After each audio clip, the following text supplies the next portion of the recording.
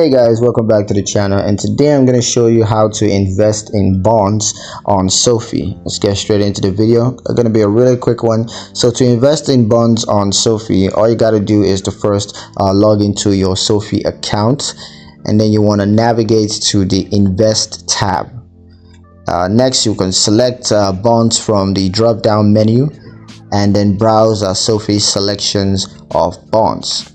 Next, you want to choose a bond that aligns with your investment goals and your risk tolerance, and then you want to set your investment amounts and confirm your investments. Now once that's done, Sofi will automatically invest your funds in the selected bond. And yeah, that's pretty much it on how to invest in bonds on Sofi. Hope you guys liked the video. Hope you found it useful enough. If you did, like the video, comment down below, let me know what you thought, share the video with your friends, and subscribe to the channel if you haven't done so already. And I will see you guys in the next one.